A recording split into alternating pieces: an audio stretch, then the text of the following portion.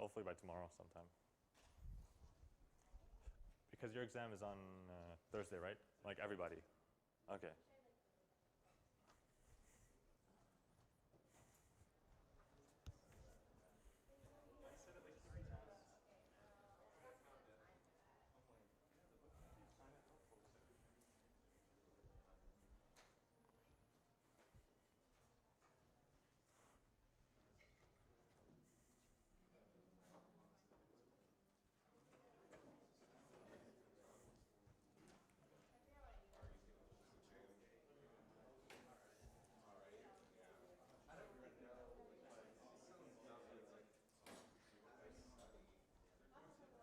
Is there what? You could sit there, just be careful not to hit the camera, I guess. Yeah, as long as you don't hit the camera, you should be good.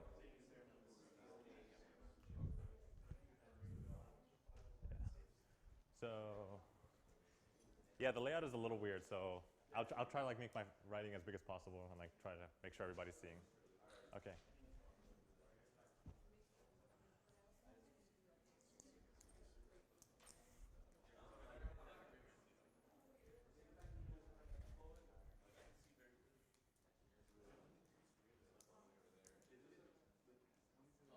What's up? Yeah, I did. It's a little sloppy, but it's better than nothing. It's just, yeah.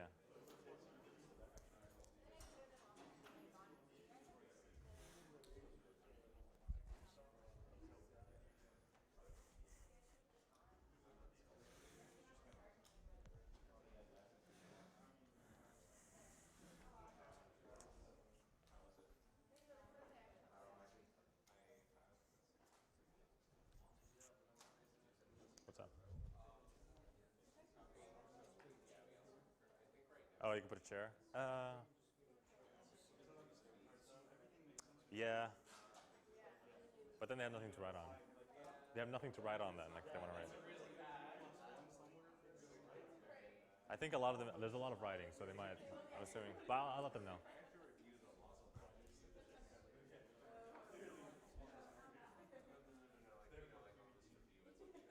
Hey, what's up? I'm good.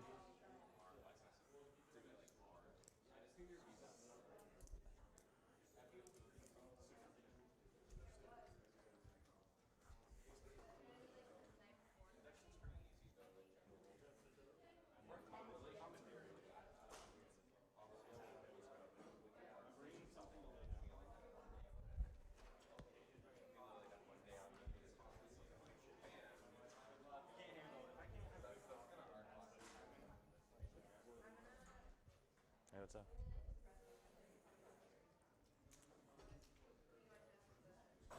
Let me know when you're good to go. Oh, okay. What time is it? 1:30? All right, well, one more minute.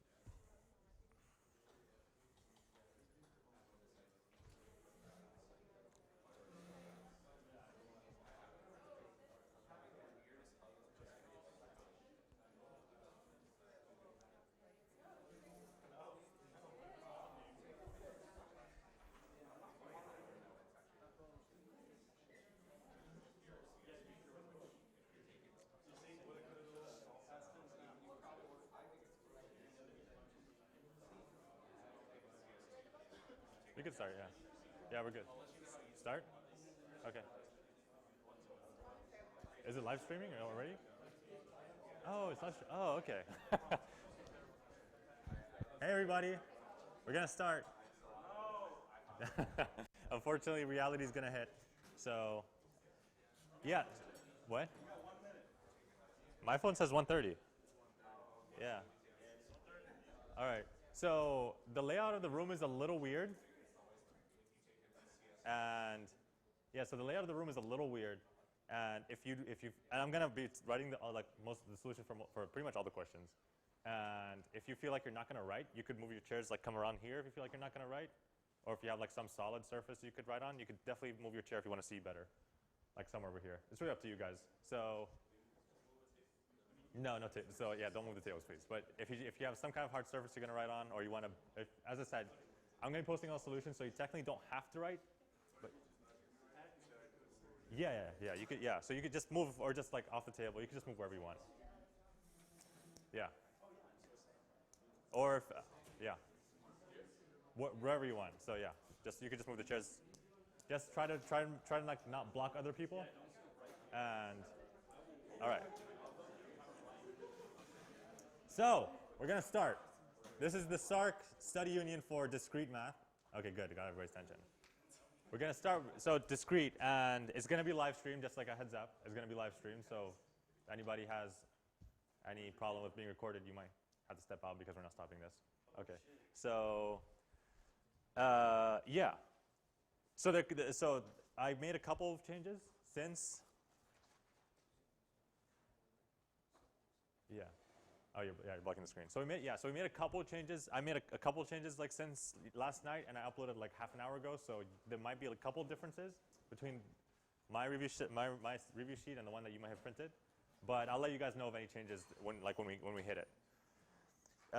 So since there are a couple of like professors who like focus on different things, hey, what's up? So since they're focused on different things, I'm trying to make it like as inclusive as possible. I'm not gonna really go over like professor specific topics. So yeah, so just as a disclaimer, like don't take this review too seriously, like because like don't only study this, study whatever your professor is gonna cover. Okay. So with that being said. Is everybody here in discrete like this? Okay, this is discrete. Anybody's not here? Okay. So yeah, we'll start. There's really no reason to keep on waiting. So again, we're gonna start with the disclaimer. Like yeah. So also, that's also the other disclaimer that I want to say, where each professor does have like their own way of writing proofs. So I will give you the general formula of how to write a proof, and it's up to you to like tailor it to your own professor's ways. Because some professors like to end it a certain way. Some professors like want you to like say certain things. And I don't know every professor's wants or needs, so it's up to you to find that out. Yeah, and also, so it's people coming a little late. If you feel like you're not going to write or type or anything, if you want a better view, you could put your chair somewhere over here. Yeah. And I will be posting the solutions online. So yeah, that's just for people if you feel like you need a better view. All right, good. Great, so let's start. So we're going to start, since this is a comprehensive exam, we're going to start from like the very beginning, which is basically just rules of inference and basic logic tables. But we're not, or truth tables, and we're not really going to do any logic over here, any truth tables in this question. So, all right. So the first question is just a bunch of premises, and we need to prove a certain premise, or we need to prove a certain premise is true given the premise, or using the premises that were given. So here, I'm gonna put it to the side and copy on this paper here. So this is question 1. So question 1, we have not P and Q. So also, this is for anybody who's not familiar with study union. This is, again, since there are a lot of people and it's live streamed, it's not going to be as interactive as my normal sessions are. But I'll still try to like keep it as interactive as possible, so we could like, keep it down to 2 hours and get through the whole thing. So not P and Q. And R implies P, and then we have not R implies S, and then we have S implies T. And then the final thing we want to prove, therefore, T. So somehow we want to show that T is true given these premises. And so just like as a quick raise of hand, does like implication make sense? Or how does like implication? Nobody's going to raise hands? Okay, so it's not a participatory thing. Okay, so the whole and, so right now these premises are kind of like given. I'm going to number them. So it's going to be like premise 1, premise 2, premise 3, and premise 4. And so the whole way that, so the first premise is not P and Q. So if you want to prove that T, my first technique is to somehow kind of like isolate individual ones. So since we know not P and Q are true, using the whole conjunctive simplification, we can definitely say that not P is true by itself. So not P is true. So we could say that premise 5, we've come to the conclusion that premise 5, that not P is true. Not P, and then we're saying conjunctive simplification on conjunctive. And I'm terrible at spelling, so if I misspell anything, like let me know or don't let me know. Just, it might, conjunctive simplification on 1.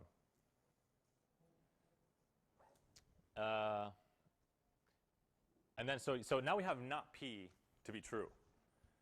So now if you look at the second premise, And this, I can't like realize this, but like we're going to kind of go through the premises in order, which is not necessarily the case. You could use any premises in whichever order.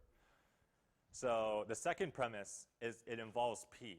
Now, if you, I'm pretty sure most of you are going to have some kind of like truth table or like reference sheet where it tells you like a bunch of the rules that you could use.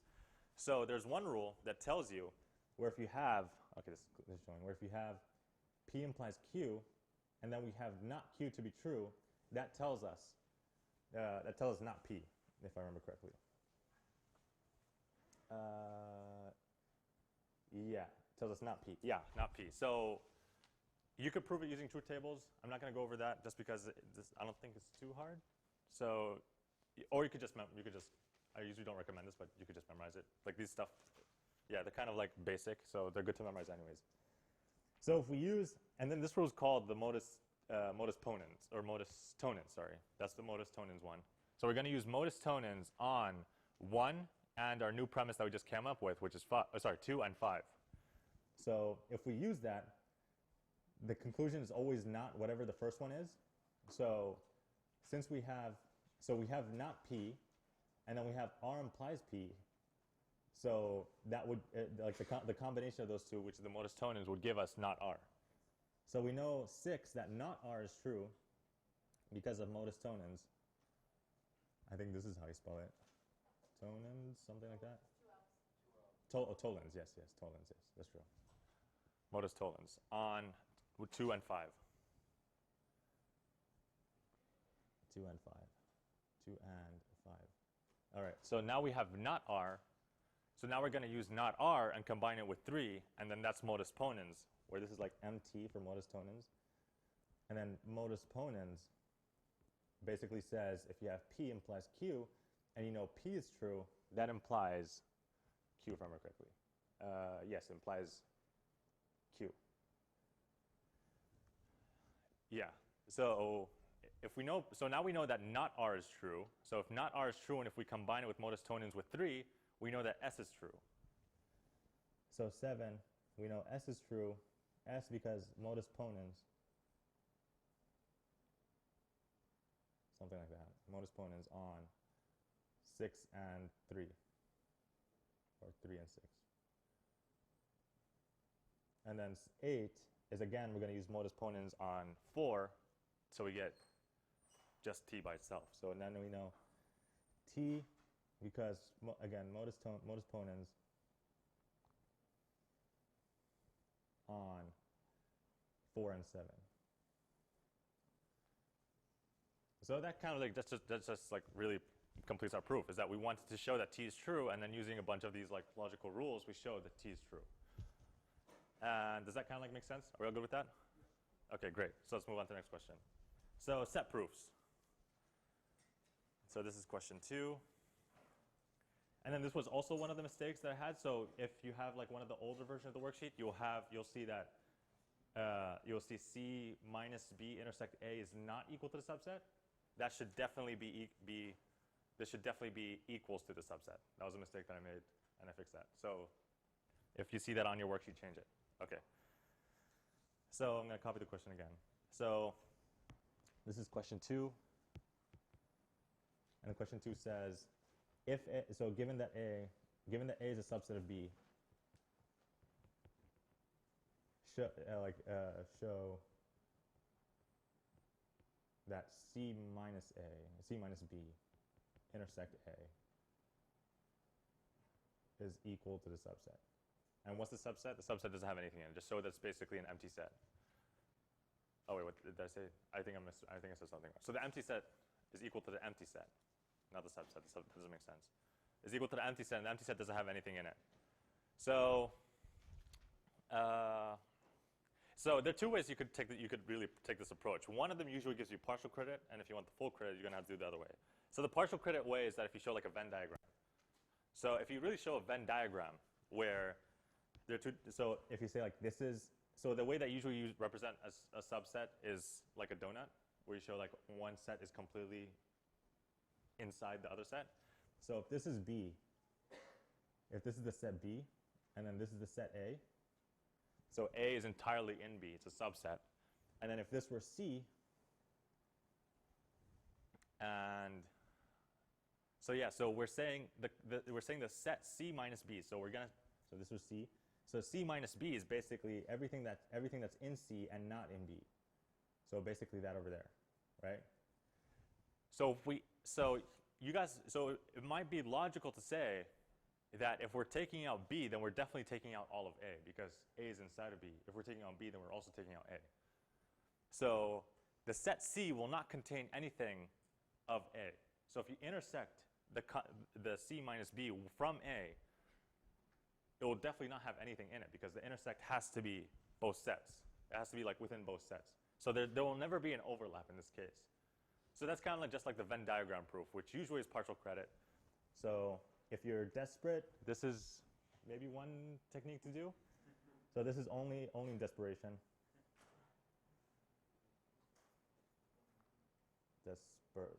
Desperation, like that. I think that's how you spell desperation. Okay, only desperation. So the actual proof, what your professor is probably looking for is that you want. So the way that I usually like to represent it is using the whole like X is in, using the whole like element of technique. It's not really called that. I just named it that. So if we're saying, so this is basically kind of like an assumption what we're taking, that A is a subset of B. So if we're going to assume, like, let's pick an arbitrary element of A. So this is the actual proof. So this is the good proof. Good proof. So the good proof is that let X be an arbitrary, an arb element of A. And given the definition of a subset, if X is an arbitrary element of A, it should make sense that X is definitely also an element of B. So that's just something like we're going to use later. So we're going to start with X is in A, but that's what we're going to start with. And then so now we're going to start with actually showing this part. So in this part we're saying, so this is just like we're going to like use this for later, so we'll kind of like box it off. So in this over here, we're saying let X also be in C. So this is also kind of like, almost kind of like we're proving it by contradiction. So we're going to show that X cannot be in A and in C at the same time. So it's almost kind of like a proof by contradiction. So yeah, so we're going to say, so now that we know that X is an element of A, so we're also going to say let X be an element of C.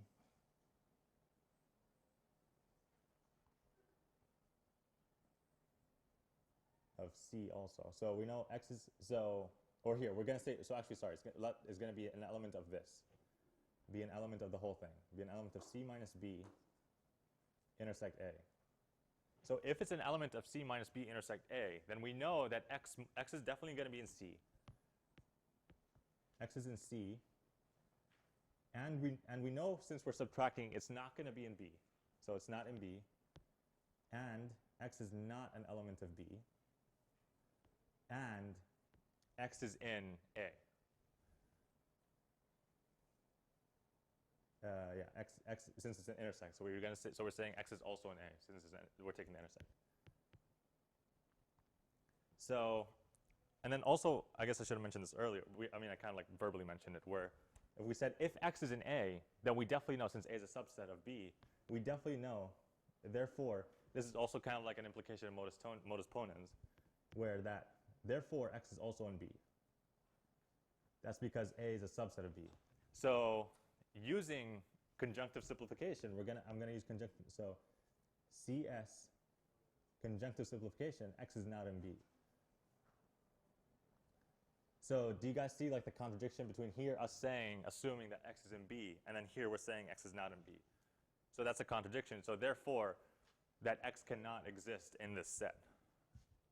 So therefore, and X was an arbitrary element, so X is the empty set. X is empty. So contradiction.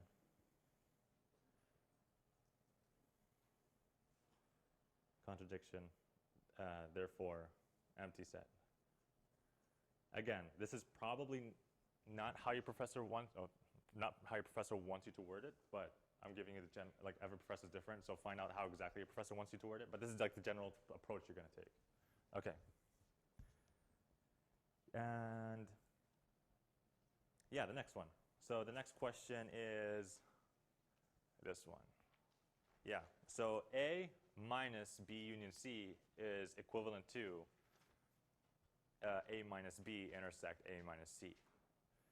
So I know Dr. Mead, he definitely wants to, he wants you, if you're proving equivalency, he wants you to prove it both ways. Is that a thing? Does that like ring a bell? Maybe a little? Yeah, so equivalency, you definitely want to prove it both ways. So I'm just going to show you one way, and then usually proving it the other way is kind of like pretty simple. And just for time, because I kind of like want to go over the whole thing. And this is really not really the focus of the exam, so I'm just kind of, this is all like warm up until now. Can you guys over there in the back see? Like, are you kind of like, so yeah, so people came in late. If you're not going to be writing much, you could like come and sit over here if you want. And because I'm going to be posting the solutions online. Okay. So yeah, so let's move on. So the next question is A minus B union C. Where's the top? There we go. Okay. So question 2B is A minus B union C. Union C is equal to A minus B intersect A minus C.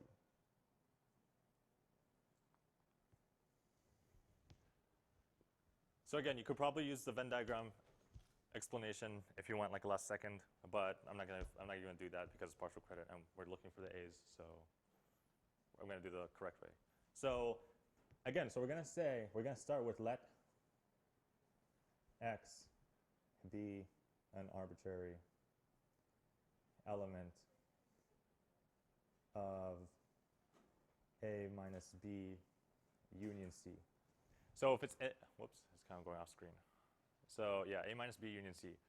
So if X is an element of A minus B union C, then that means X is definitely, so because just given the definition of kind of like the difference of sets, that means A is going to be, X is going to be in A, and X is also going to be in B. Sorry, X is not going to be in B. And then we're going to parenthesize all that. And then which symbols or which logical symbol is the union equivalent to? Shout it out. Or. So we're going to say or X is in C.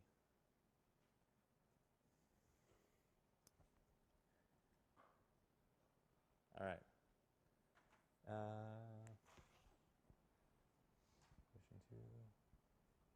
Oh wait, did I copy it right? Oh no, I didn't copy the question right. Oh well, yes. So, all right. So scratch that. I didn't copy it right. It's A minus B union C. Okay. So the only difference is the parentheses. So the parentheses is like that. Okay. Which means that these parentheses. Yeah. So this is not there. This is not there. This is why I should do exam in pencil too. And that's. Did I throw anybody off? Is everybody good with what I just did? I just moved the parentheses. That's the only difference. Okay. Oh yes, and then so the not. So this not or this complement, this is kind of gonna kind of like distribute. So we're saying that B here. So this is gonna be a not here. Here, let me just rewrite it. All right. Sorry. Okay. So, yeah. So this is why A, you should read the question right. I'm testing you guys. Like this is all practice. It's part of the practice. A, you should read the question right. B, preferably use pencil. So what we're going to do is that we're going to rewrite it. So we're going to say so this is still going to be the same, except this is also mine. Okay. So now we're saying X is in A, and then we're saying and not X is in B or X is in C. Does that make sense? Okay. So here where this is so this not over here is equivalent to this not over here. And what rule do we use to kind of like distribute the minus? Shout it out. De Morgan's. So the De Morgan's is basically this is going to be a negative, this is going to be a negative. What happens to the or? Becomes an and, yeah, flips. So this is going to be X is in A, and then we're going to distribute the negative. So x is not in B, and x is not in C. Oh, yes. X is not in B. So now what we're going to do is that we're going to distribute this A into the parentheses. And if we distribute that, we're going to have x is in A and x is not in B, and x is in A after distributing. So we have this x is in A, we're distributing over here, and then it takes this and then this and over here. This and over here is the same thing as this and over here. Okay. And then x is in A and x is not in C. And then this is basically over here, this is the definition of set difference, where we're saying x is in A and x is not in B. So this is A minus B, and then the and is basically an equivalent of an intersect. So this becomes the intersect A minus C.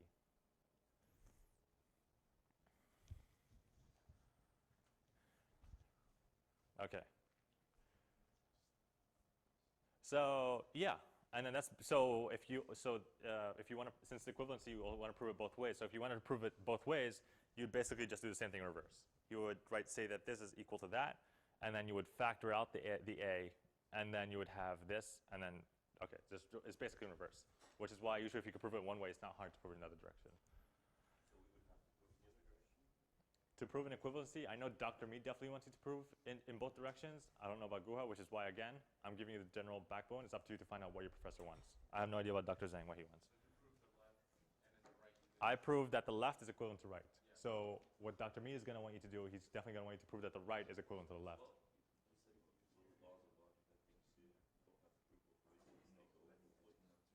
Since what? Yeah. Oh. Okay. All right. So yeah. So that's again. Okay. So just do what every professor wants you to do. But yeah, this is the general approach, as I said. Okay. So we're done with 2. So what we're gonna do is that we're gonna start with question 3, which question 3 is just a basic proof by contradiction, where there's the classical prove that the square root of 2 is irrational, and then the relatively contemporary prove that multiplying a rational by an irrational number will always equal to an irrational number. So yeah, the square root of 2, it's a fun question. It's usually kind of like the introduction of the concept of contradiction. I don't know how true this is, but back in the Greek days, people really loved numbers. And then Pythagoras, he was kind of a dick because he believed that all numbers could be written as fractions. And then there was this guy, he said, no, there's square root of 2. You can't write it as a fraction. And they killed him. So they took numbers very seriously. I don't know how true that is, but I read it somewhere. But it's funny. So you read it? Oh, so you can confirm. Nice. So we have 2 people who can confirm the same thing. So don't always be a smartass. But then what? Oh, he did? Yeah. Oh, okay. So Pythagoras went crazy. So smart people are also crazy. Anyways, so now let's go on to question 3. So we're going to prove that square root of 2 is irrational. So question 3a, that the square root of 2 is irrational.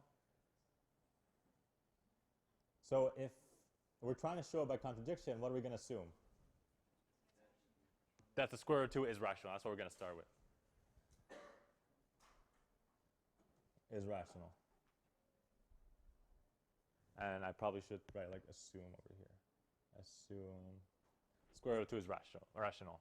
So if it is rational, that means we could write square root of 2 as a over b, where a and b are both primes.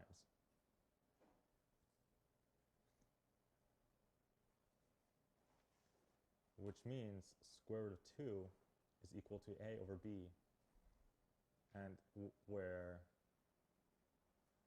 well, they don't have to be both primes. They have to be relatively prime. That's the important part. Here, where A and B are relatively prime, which means that they don't share any prime factors together.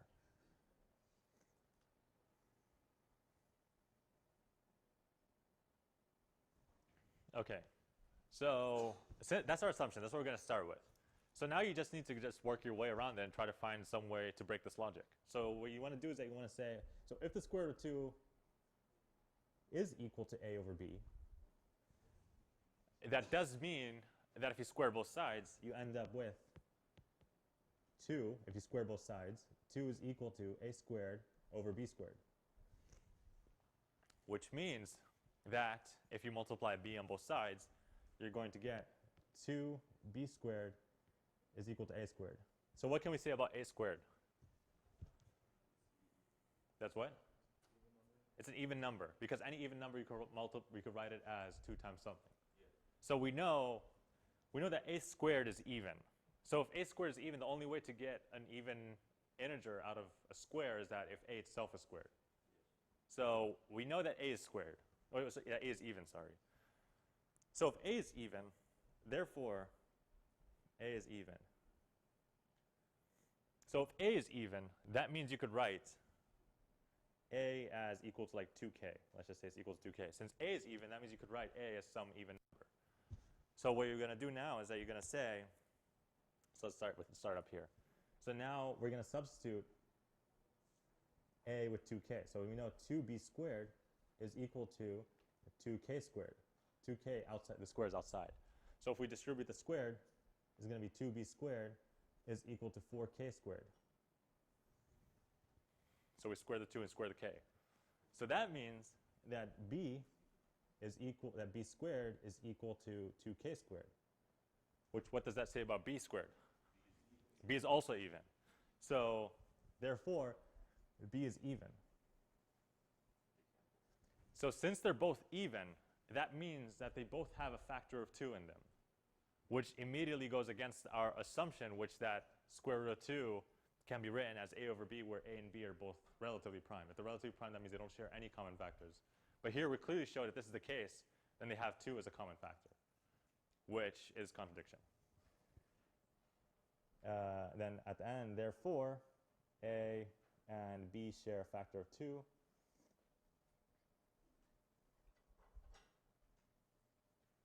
And then I think the symbol for contradiction is something like that.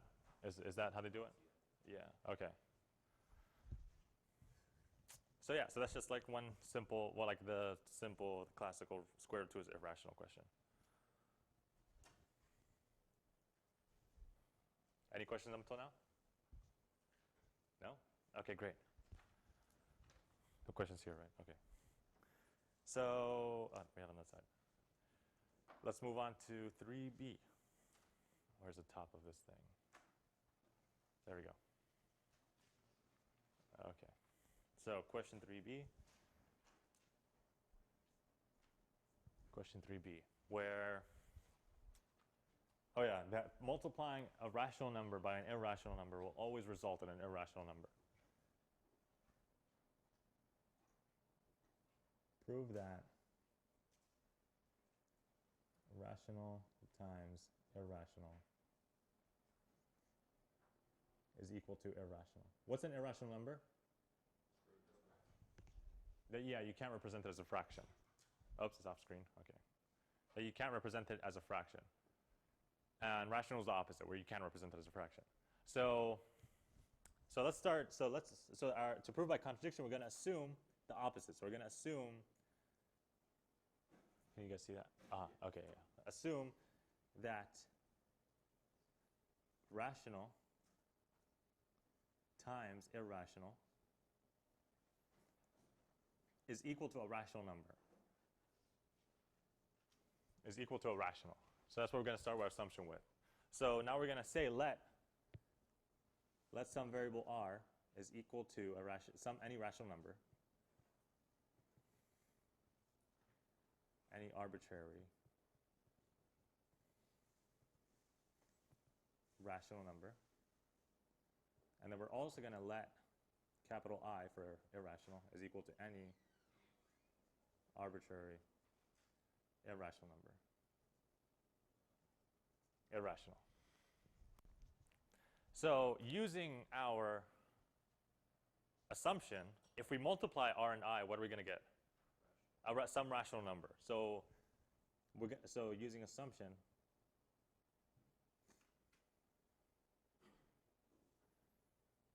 using assumption, r times it by I is equal to n, where n is rational.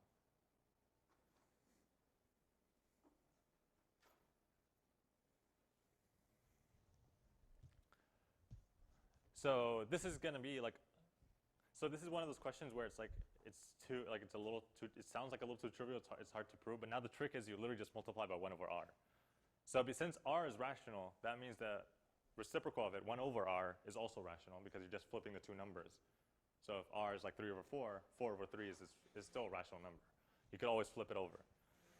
So if we take n, so 1 over r is also rational.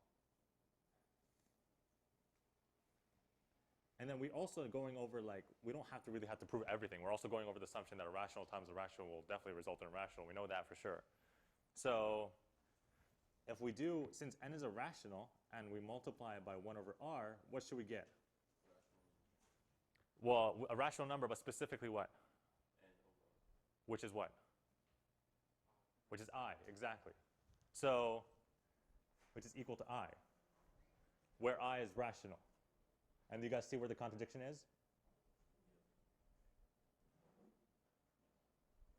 So here we're saying that if we multiply a rational by a rational, we should definitely get a rational. So I is rational because so here if r times I is equal to n. So if we just divide n by r, we get back I. But that goes completely against our assumption where I is any arbitrary rational. So that's a contradiction because we ended up with I is rational here, and our assumption was let I be any rational. So that's a kind of like a contradiction with that.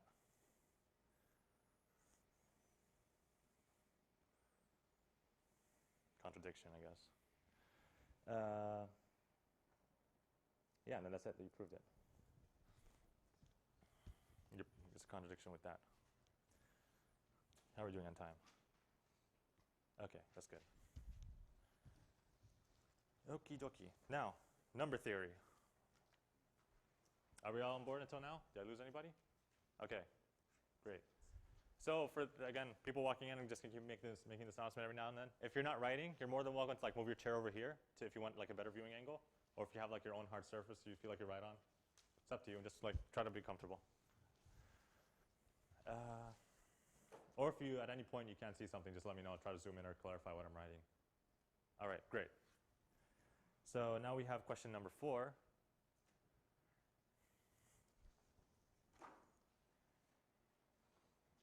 Question 4a. So question 4a is using the extended Euclidean algorithm. We're going to find the modular inverse of 15 mod 26.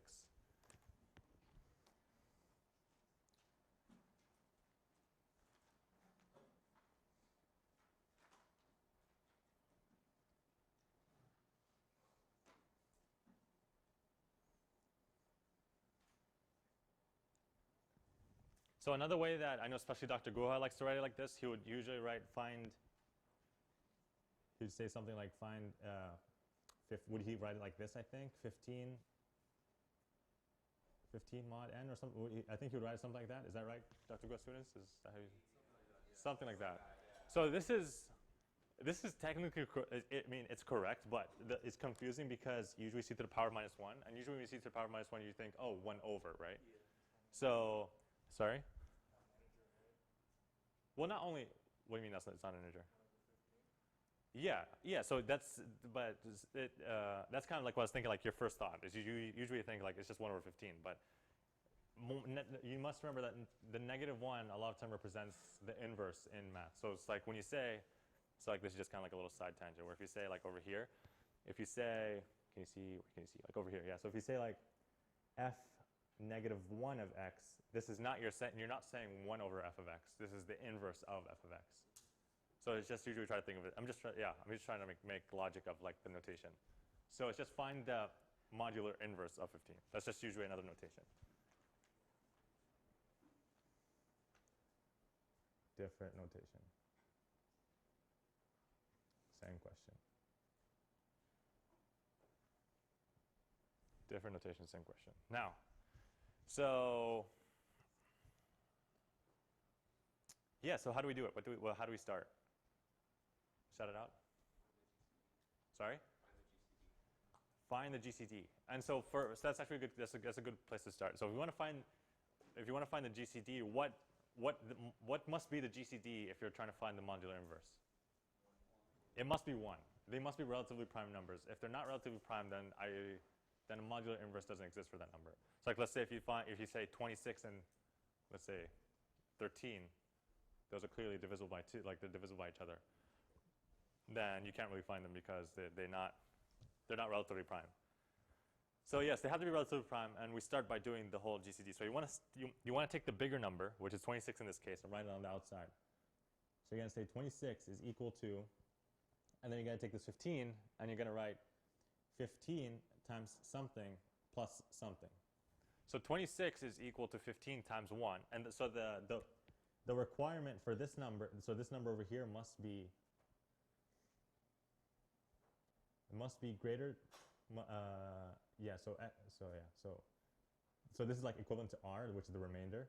So must be greater than or equal to 0 and less than 26.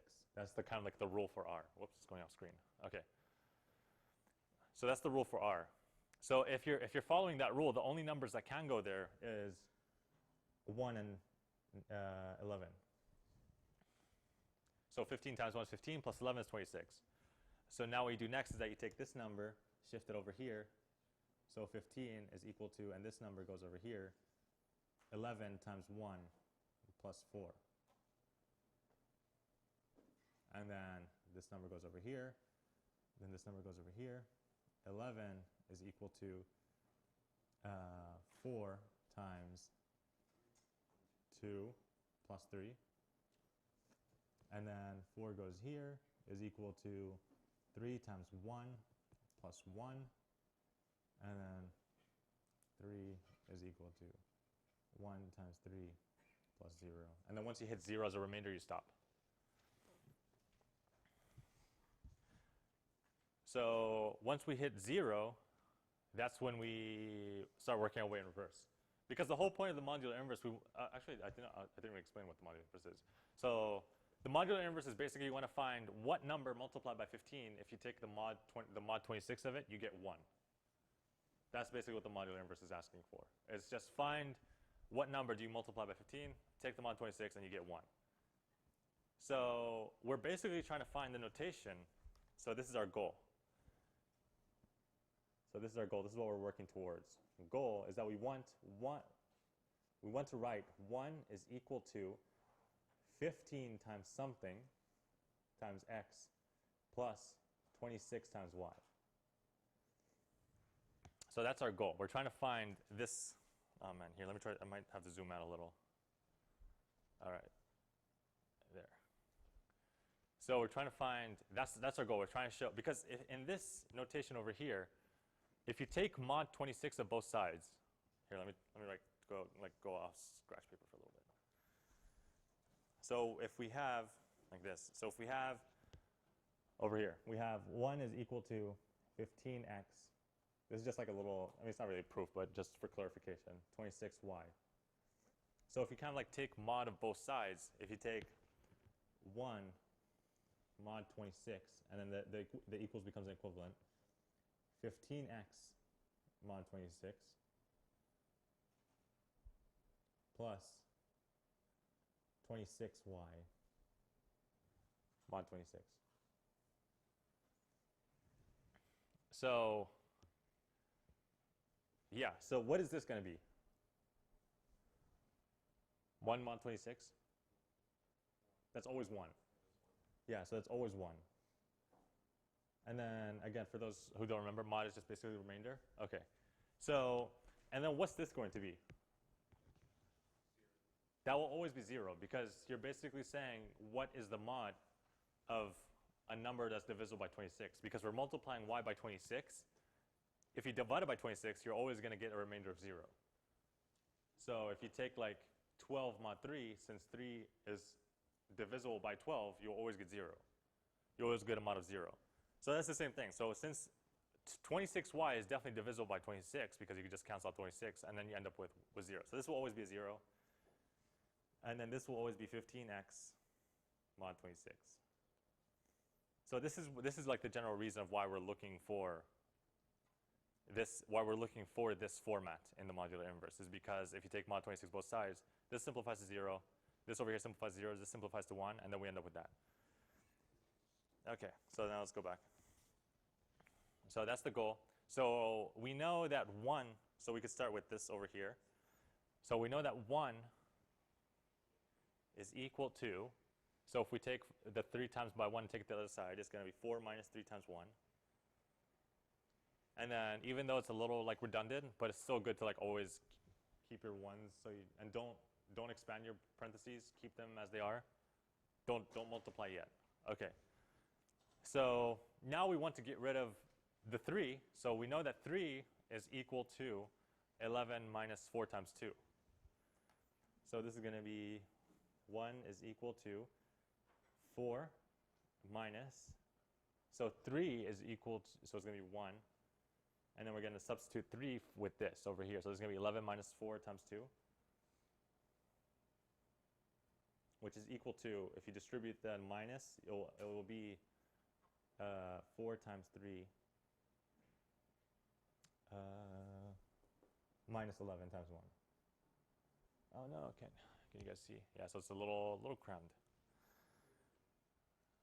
Yeah, so 4 times 3 times minus 11 times 1. So now we know that 4, using this equation over here, 4 is equal to 15 minus 11. So 1 is equal to 4. Oh, wait, we substituted 4. So it's going to be 15 minus 11. Minus 11, and then minus, or wait.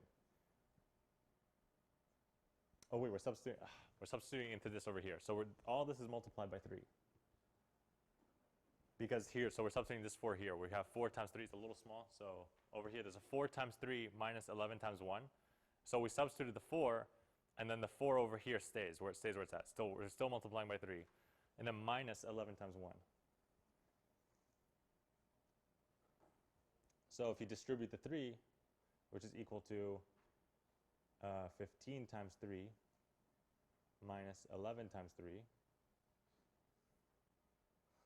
and then there's also minus 11 times 1, which is equal to 15 times 3 minus 11 times 4. 11 times 4. I got a little crown, but all right. So now this is going to be a last substitution anyways. So 11 is equal to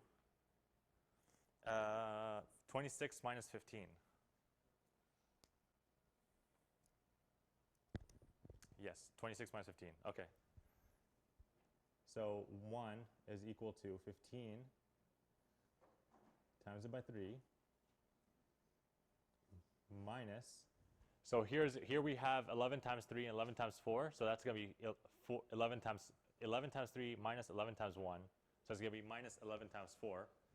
So that 4 is still there, and then we're going to multiply by 26 minus 15. So the final answer is going to be equal to minus 4 times 26 plus 7 times by 15. Yeah. 7 because, so 15 times 3, and then if you distribute the 4, it's going to be minus 4 minus 15, so it's going to be minus, what's up? Yeah, so it's just the minus 4 times minus 15 is minus 4 times 15, or positive 4 times 15. And then if you add the 15 times 3, then 4 times 15, that will give you 7 times 15. Yeah. So why did you multiply 3 by 4 on this instead? Why did I multiply? Right, so you had 4 minus 3 and then 4 minus 11 minus 8. But then, Oh, no, wait, what happened? Oh, okay. but then why did you multiply 4 by 3? What is going on? So, okay, why did I multiply 4 by 3? Which line? So, this one? Why did I multiply? So, yeah, so this 4 over here, and then if you distribute this minus 1, so there's a missing parentheses over here. Minus 1 times it by minus 4 times 2 is what? Positive 4 times 2. So positive 4 times 2 plus 4. Yeah, I just combining the 4. Yes.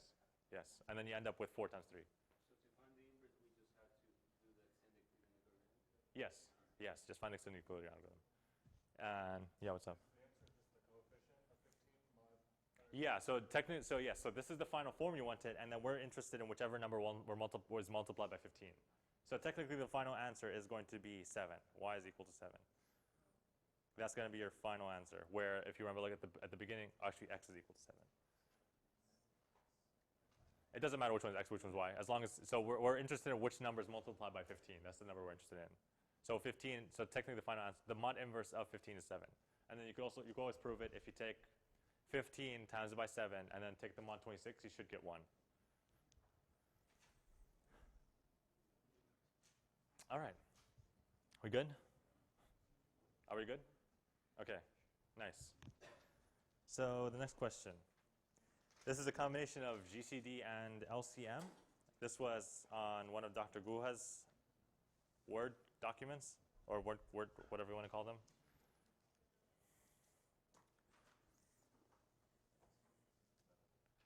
So where's the top? There's the top. Okay. So yeah. So now we're going to do question 4B.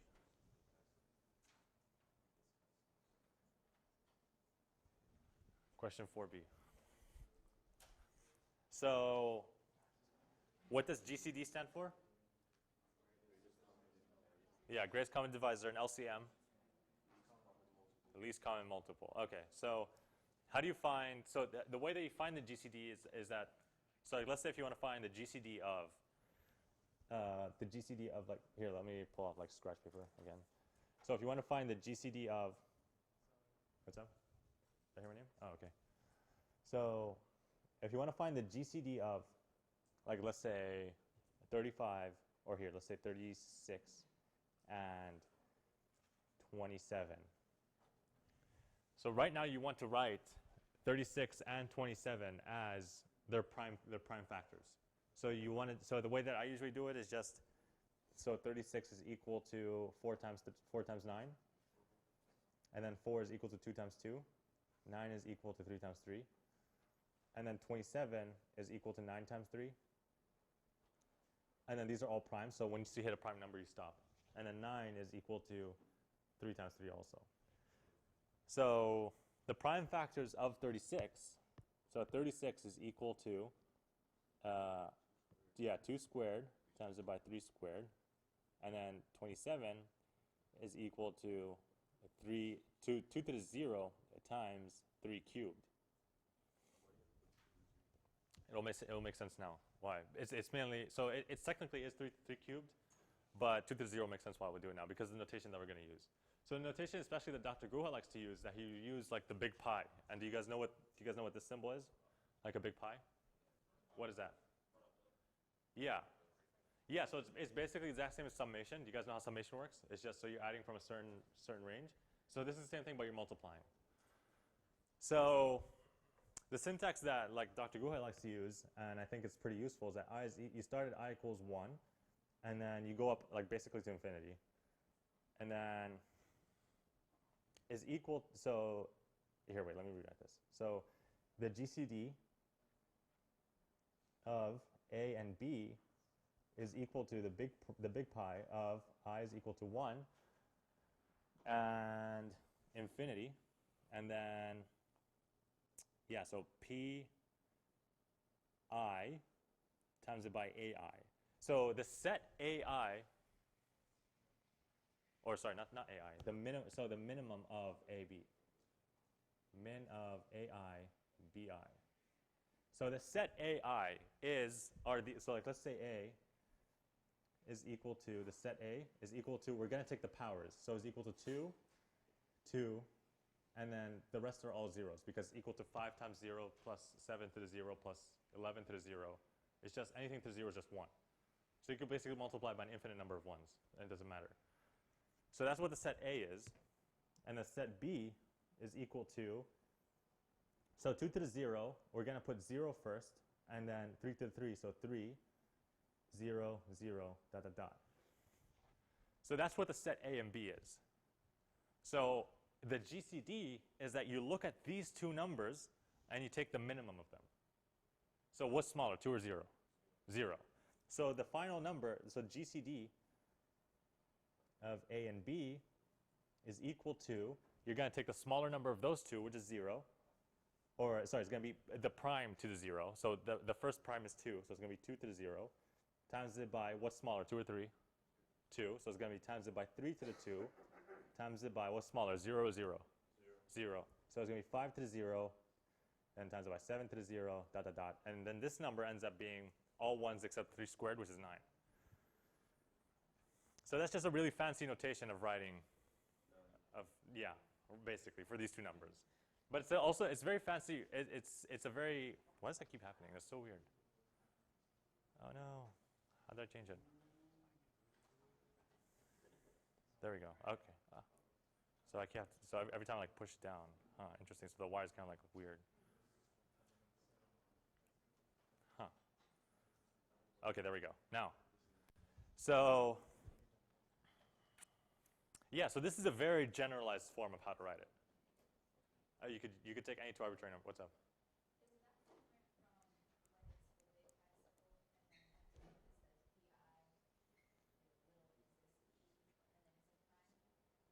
PI? So instead of I, here there's a PI?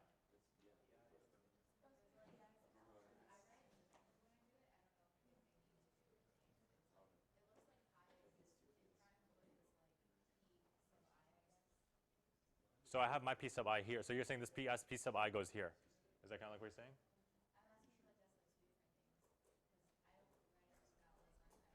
I know it this way. I'm pretty sure the same thing. Like it's just different. I wouldn't worry too much about it. It's just syntax. Especially if you get the same answer, same result. It's just syntax. Okay, no problem. So that's that. And so LCM is basically the exact same thing. LCM of A and B is the same thing, except it's pi I equals 1 to infinity of pi times it by the max of A and B. So you take whatever, you take the maximum, the bigger power this time. So in this case, we're going to take the 2, and then we're going to take the 3. So the LCM of 36 and 27 is equal to 2, and we're going to take the bigger power this time, the max, which is 2 to the 2, times it by 3 to the 3, times it by 5 to the 0, times it by 7 to the 0, dot, dot, dot, which is equal to 4 times times 27, which is equal to 108, I think. Yeah, 108. Oops. So that's basically LCM. So after all of that, so I'm just trying to explain this because it makes proving the next question really easy. Because the next question is just basically prove that the GCD of A and B multiplied by the LCM of A and B is equal to A times B. All right. And then also, I think it's noteworthy before we move on to this question is that, so any number, so like let's say here 27 or 36, and so A, like here, so like let's say this is the number A, or here let's just say N. So N is equal to the prime of P of I, or sorry, I is equal to 1, infinity, times it by pi to the ai. So there's no max or minimum, it's just you multiply by whatever the powers are. Okay. Now what? Where were we? Oh yeah, 4b here. So 4b is that we're trying to prove that the GCD multiplied by the LCM gives you A times B. So if we have, so the GCD, let me write the question, GCD of A and B multiplied by the LCM of A and B is in fact equal to A times B. So the way that we represent the GCD of AB was the prime of I equals 1 to infinity of P of I times it by the minimum of A I B I. And then the way that we represented the LCM is the big pi of I is equal to 1, infinity of pi times by the max of ai bi. So yeah, so honestly, I feel like if you've understood like the whole big pies that we were talking about earlier, this proof is kind of like a little straightforward, because so out of ai and bi, one of them has to be the minimum, and what's the other one going to be? The maximum. So if I'm telling you you have 1 and 3, and I tell you the minimum is 1, that means the maximum is definitely 3. So one of them is the minimum, the other one's the max. So that means that any number, so that means that one of these numbers, so that means we're basically multiplying by ai. So it's going to be the sum. So we could also, so the way we could factor out, actually no, we can't do that.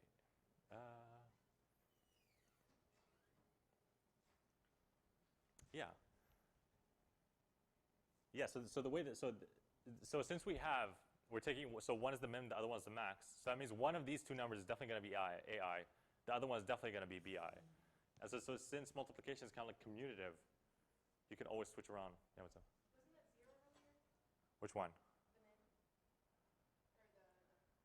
Or yeah. You mean this part? The first one? You had I equals 0. Yeah, but that was a mistake. I mean I equals 1. So where you talking? Oh, you're talking about like here? Yes.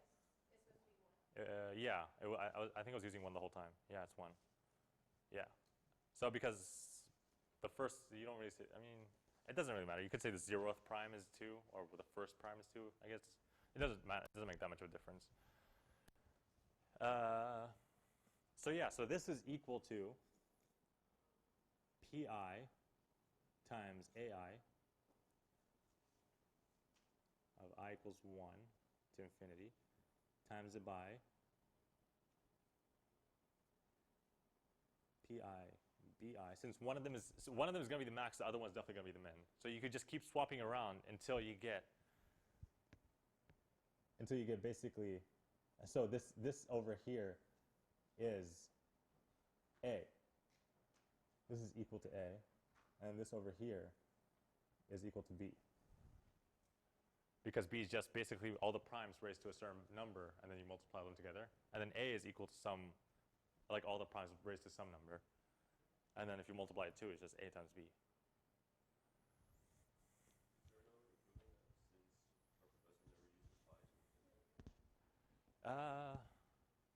Another way to prove them. I can't really think of any other way. Is there? So what do you do? Did you guys get kind of like some kind of similar question? Euclidean? Or like for monster, like we just like assume properties. Well, yeah, you could. I guess you could use the Euclidean some way, where because you get that gives you the GCD. The GCD gives you the Euclidean. But so another way to prove this. That's a good question. What's up?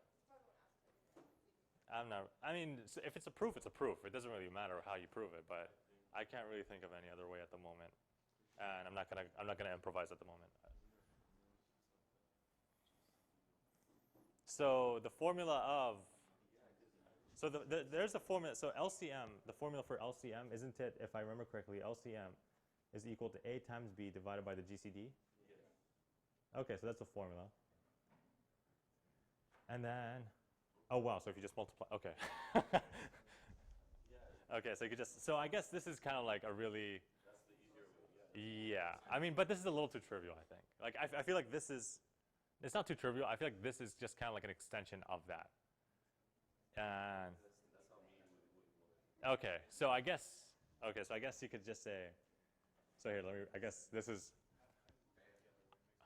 oh wow, this is just like really, this is really weird. Because I saw this in Dr. Guo's notes. I was like, wow, this is a really cool question. And it's just like that. So, okay, so this is another way, is that the LCM of A and B is equal to A times B divided by the GCD. This is just like whatever you guys are saying. And if you guys feel like Dr. Me to accept this, by all means, go ahead. And then you just basically multiply GCD on both sides. Multiply by the GCD of AB is equal to AB. Okay. So if the easier route is accepted, always go with for the easier route. But if you want like the strictly mathematical, like rigorous proof, I guess the go around your elbow to scratch your nose proof, this is it. Okay. So last question on this stuff is divisibility. How are we doing on time? So I think we'll skip that question. We'll move on to induction counting because I feel like the bulk of the exam is counting and probability. So I kind of like want to get to that part quickly. So I'll skip the divisibility question, and also the induction question. We'll come back to that later. So the count. I'll start with the counting now, and then if we have extra time, I'll come back to those two questions later. All right. So we're starting 6A. So 6A is one of the questions that I changed a little. So if you have like an older version, it might be worded a little differently. So the question that I have it right now, that have it written right now, is how many ways can 6 rings be put on a hand, assuming you have a hand of 5 fingers, and that 2 fingers must be kept ringless, and the other 3 fingers must have exactly 1 ring. So you have question 5, 6A. Oh yeah. Whoops. Yes, 6A. Okay, you have question 6A. And then you have 7 rings in total. 7 rings in total. And then out of your 5 fingers on one hand, 2 of them must be kept without a ring. So how many different ways can you arrange the rings on your hand? So what's your thought? Is this a combination or permutation question? Well, it's a permutation question because, like, the way, I don't know if it's kind of implied. So the way that I kind of like want the question is that if you have two, like if you have a diamond ring and an emerald ring or whatever, like it matters if you switch the fingers. So permutation order does matter in this case. So which finger gets which ring kind of like matters. So permutations where order matters, combinations where order doesn't matter. So no, they're not. They're not. So yeah, so 7 different rings. So here, 7, if you want. Distinct rings, yes. Yes, it's a permutation question. 7 distinct rings. And I didn't state it, so no, you might want to add that. So 7 distinct rings in total. 1 hand, so 5 fingers. And then 2 of your fingers must be kept without a ring. Okay, so that means that. So the way that I don't like using, this is just a personal preference of mine, I don't like using permutation directly because I feel like that could like lead to a slippery slope because sometime you're going to use like permutation. We don't really want to use permutation. So I like to always refer to combination, and then if permutation is required, then I add that element to it. So out of the 7 rings, how many are we choosing from the 7 rings? We're choosing 3. So we're because again 2 must be kept without a ring. So we're choosing 3 rings out of the 7. So we're going to start with the 7, choose 3. 7, choose 3. That's what we're going to start with. So now that we chose 7, that we chose 3 rings out of the 7, now we need to worry about the order that they're in. So how do we? So like let's say if we chose. So right now let's say we have 3 fingers. So 1, 2, 3, and now those are the 3 fingers with the rings, because we're not really interested in the fingers without the rings. So now out of the 3 options that we did choose, how many of them can go on this finger? 3, and then we have 1 less. So how many can go here? 2, and then 1. So we're going to multiply 7 choose 3 by what? 3 factorial, which is basically 7p3, which is the permutation. But again, like this is just a personal preference of mine. If you're comfortable using p right away, then go for it. But I personally like to revert to combination and then add then multiply the permutation if necessary. So yeah, that's the final answer for A. I mean for question 6A. And then I think if anybody who has like the older version, I think I had a question where it's like, what if you use both hands? Is that a thing? Okay, I can't remember, but we'll skip that later. So that's basically it for the first one. So the second one, the question 6B is bars and stars, where. So what? So not all 7 fingers are used. I mean, not all 7 rings are used. So no, I'm moving on to B. So yeah, so so that's it for that question. Just like a relatively short question. So that's basically just how many. Yeah. So the next question is, so question 6b. Does that make sense? Is everybody on board? Does anybody have questions? Well, yeah. What's up? So not all 7 rings were used. No, yeah. So we want to choose. So we want like the different ways you could choose, the different ways you could have all 7 rings. You could have like, for example, like let's say, so you have 5 fingers, right? 1, 2, 3, 4, 5. So, oh, actually, wait. I feel like so there's something that we missed. So right now, here, wait. Let me think about it a little. Yeah. Okay. So the question from the beginning is that how many ways can 7 rings be put on a hand, given that 2 fingers must be kept ringless, and that 3 fingers must have exactly 1 ring? So right now, yeah. So we're only choosing 3 at a time. So we're only choosing 3 at a time, and then we're gonna put them. Okay. Yeah. So there's definitely something that we didn't take into consideration. What is that? So right now we took into consideration which rings were picked, and then we chose the order of them. Now which fingers they're going to go on. Yeah. So that's one thing that we didn't take. Sorry. 5 choose 3. So yeah. So that's the only thing we need to multiply by. So again, so at the beginning we're gonna start by picking. So here I'm gonna write 5 choose 3, and I'm gonna add some notes. So this over here, this number. So this number is. This number over here is choosing fingers.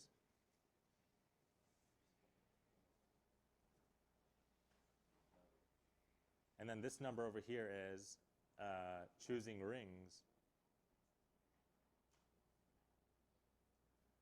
And then this number over here is permuting rings.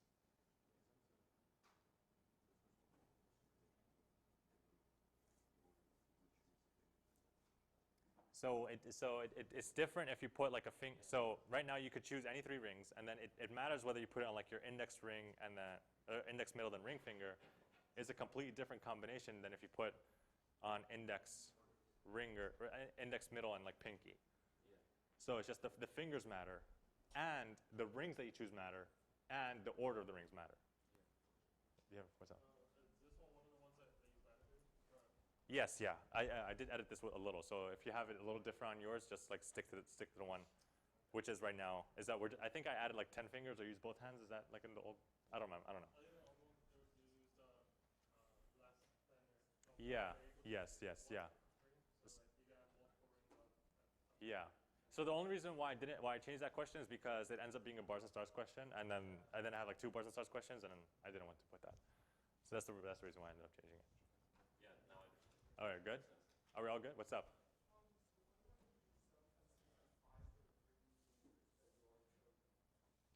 Why wouldn't it be 7 times 6 times 5?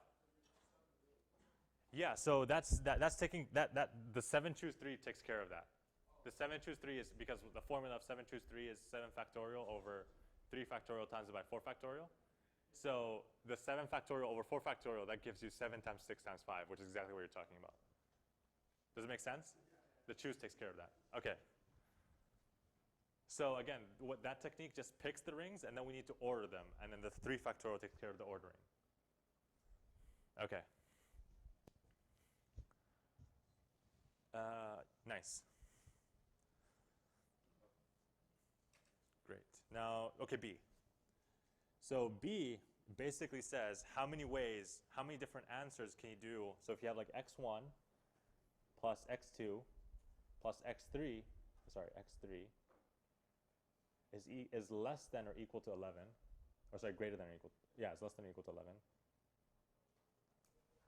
So how many different ways of x1, x2, and x3 can you come up with that would be less than or equal to 11? So for example, you could have 0, 0, 0. You could have 0, 0, 1. Those are all less than 11. Or 2, 2, 5. Those are all less than 11. That's 9. So, sorry? Yes, they have to be positive. And that's kind of, I don't think I mentioned that. So yeah, x1, x2, x3 are all greater than or equal to 0. So The way that I think it's best to solve this question is that if we start by explaining equal to 11, and then we work our way from there. Because if we have equal to 11, then we have, like, let's say 0, 0, 11 is equal to 11, or like 2, 2, 7 is equal to 11. Okay, so let's start with equal to 11, and then we'll work our way to less than or equal to 11. So if we do, so right now we're gonna, like, it's kind of like a sub-question. We're going to start with x1 plus x2 plus x3 is equal to 11. And then what's the technique we're going to use here? I kind of gave it away earlier. Yeah, stars and bars or bars and stars. So the way that bars and stars, does bars and stars, like, as a concept make sense? Like, who doesn't understand bars and stars? You never heard of it? Okay, great. So we can go over it. So the idea of bars and stars is just a way to solve this question. It might be other use, like I don't know, sticks and donuts. I don't know, like, people can use like different things for. But so basically, so you start by. So the concept that you want to start is that we basically have x1, x2, and x3, right? So we have 3 variables. So if we start by like 11 stars, kind of, if you think of it, so like 1, 2, 3, 4, 5, 6, 7, 8, 9, 10, 11. So if we wanted to group these 7 stars into 3 groups, how many kind of like dividers are we going to need? We're going to need 2. So if we put 2 dividers anywhere, now we have 3 groups. So the number of dividers is always going to be equal to our, like, containers, which in this case are variables, minus 1. Okay. So right now, all we need to worry about is actually kind of just permuting the bar, and then the stars just fall into place. So right now, including the bars, how many do we have? We have 1, 2, 3, 4, 5, 6, 7, 8, 9, 10, 11, 12, 13. So we have 13 in total. And then we want to choose 2 of those spaces to be bars. So for example, it's going to be, so we have 13 total, 1, 2, 3, 4, 5, 6, 7, 8, 9, 10, 11, 12, 13. So that's 13 in total. So we want to choose so if you choose any 2 of them to be bars, so for example, like we put one here and put one here, that's automatically a solution. We have a solution for 11. So that's going to be, so like let's say here's a star, and then you fill the rest with stars. So you fill the rest with like stars. And then right now this is one of our solutions where x1 is equal to 1, x3 is equal to 2, and then x2 is equal to whatever this is, I think 8. They could also be at the ends. So if you put like 2 bars here,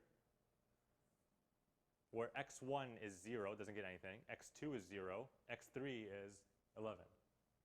So that's a valid solution. So basically, we want to find all the different ways we could permute the bars, and then that's basically equivalent to the answer of how many of that question. How many different unique answers do we have? What? Are we good? Any questions? What's up, Eric? Is the number, so in this question, the number of variables, or so a lot of times it could be word using containers, for example. So it's the number of containers minus 1. So if we have like 10 variables, we're going to need 9 bars. Okay. And then, I mean, so for those in computer science or like intro to C, you could think of it kind of like an array. So if you put an array, and then if you want an array of length 5, you need to put 4 bars. So 1, 2, 3, 4, and then now you have 5. So yeah, that's just like a little thing. Okay. So yeah, so the answer for that question is it's basically just, so if you have where this is n, let's say n is 11, n plus k, where k is the number of variables, minus 1. So that's how many dashes we have in total here. So we have 13 in total. So it's 11 plus 3 minus 1, which is 13. And then we're choosing k minus 1. That's the generalized formula for stars and bars, where n is equal to kind of like indistinguishable items.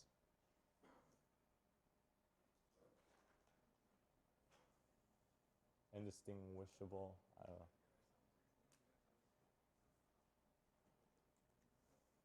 And then k is equal to distinguishable containers.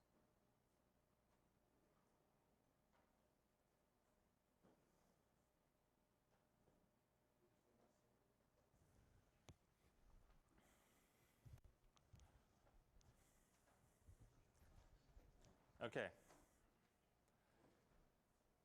So yeah, so that's basically how you solve it with equal to. Now let's try to extrapolate this and make it less than or equal to 11. So what's the technique that we're going to, so right now, let me use a new paper, a new page. And again, if I'm going a little too fast, it's because for time, I will upload all the solutions, so don't freak out too much if like, hopefully like sometime tomorrow I'll have it like uploaded. So yeah, so now this is back to question 4b. Yeah, yeah. So 4b. Yeah, the pink looks pretty nice in it, right? Anyways, so 4b. So right now we want to do x1 plus x2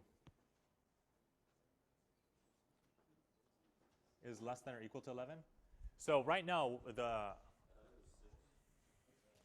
it was 6, no, it was 11. Oh yes, 6b. Yes, you're right. Okay, it's less than or equal to 11. So yeah, so the technique that we're going to use here is that you could basically say, so you could add something that's called like a dummy variable that they call it. So you could say x1 plus x2 plus x3 is equal to 11 minus x4. So you could give me any, so like let's say less than or equal to 11, right? So like let's say x1 is 2, x2 is 3, x4 is 4, right? So if you add those together, you get 2 plus 3 plus 4, which is 9. So 9 is equal to 11 minus 2. So if you give me any three combinations that are less than 11, I can give you one number minus 11 that will equal that number. I don't know if that made any sense at all, but okay. So you could give me any three combination numbers that add up to less than 11. I'll give you a positive integer that you could subtract from 11 to get to that number. Yeah. Okay. So again, if you have like 1, 1, 1, that's 3. 3 is equal to 11 minus 8. So x4 is equal to 8 in that case. So x4 will always be less than 11, yes. So, and then if you send x4 to that place, to that end, x1 plus x2 plus x3 plus x4 is equal to 11. And then this is basically bars and stars all over again. It's the same thing, except this time we have 4 variables. So what would the general formula be, or the whole equation? It was n, which is, okay, let me use it. It was n, which is this number over here. So it was 11 plus however many variables we have, which is 4, minus 1. Remember 11 because that's the number of stars. 4 minus 1 is the number of bars, and that's the total number of spaces that we had. And then we're going to choose 4 minus 1 to be, we're going to like find all the different ways we can move the bars around. And whatever that number is, that's your answer. That's how many distinct ways there are. For the ring?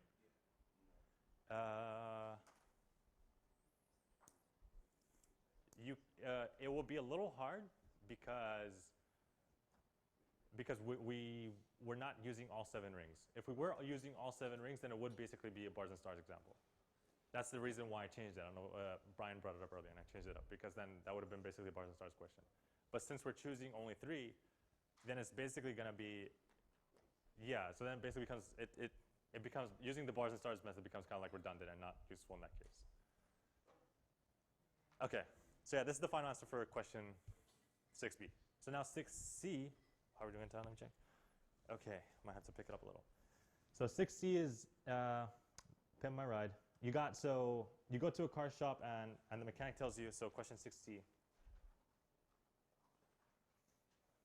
is that you go to some mechanic and then the mechanic tells you that for your car you have 10 different like upgrades that you could put on it. So how many different total combinations can you make with your car? So if you have 10 different upgrades, so you have 1, 2, 3, 4, 5, 6, 7, 8, 9, 10. And you can put as many upgrades as you want. So how many different ways are there to upgrade your car? So for the first upgrade, like let's say, I don't know, it's a car exhaust. So how many states can this car exhaust be in? 1 or 0, so we have 2 different states it could be in. So we could either have it or not have it. Okay, so the first one is 2. And then what about the second one? We could either have it or not have it, so it's also 2. Third one's also 2. They're all 2. So what's the final answer going to be? 2 to the 10. That's the final answer. It's 2 to the 10 different ways because each one, well, first of all, the order doesn't matter, so we don't have to worry about the order. It's just an upgrade.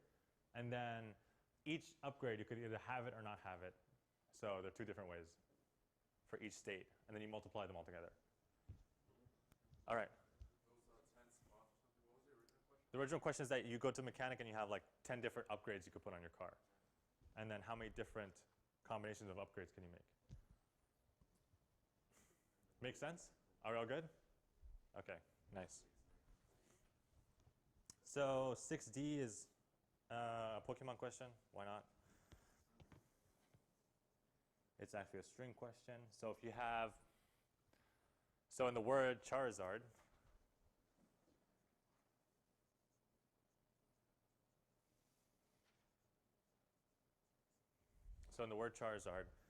how many ways can you arrange the letters? Yeah. So the first question is just how many ways can you arrange the letters in general?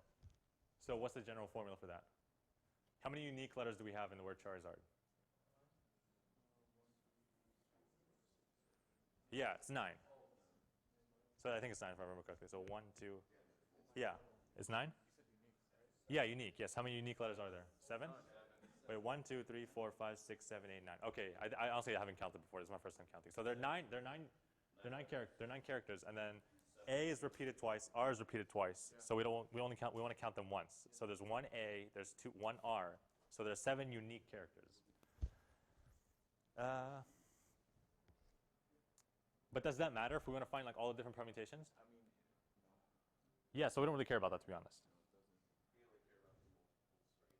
Yeah, so first of all, you want to, so right now we have 9 spots, so it's going to be 1, 2, 3. I always like to put dashes when solving like these kinds of questions. I feel like they make everything easier to understand. 4, 5, 6, 7, 8, 9, 10, or just 9. So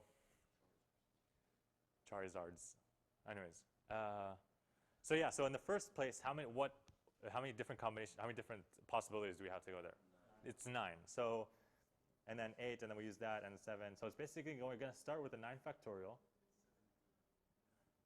And then what? And then we're gonna count for duplicate. Yeah, what's up? Why would it be 9? Wouldn't A and an A in the same spot be the same? A and an A in the same spot? So there are 7 unique characters, but right now, so imagine, but there's 7, there are 9 characters in total, right? So out of those 9 characters, any one of them can go here. So right now, let's not worry about the whole duplicates right now. So we have the 9 factorial is just all the different combinations. And then now we're going to divide by the duplicates, and that will take care of the duplicates that are there.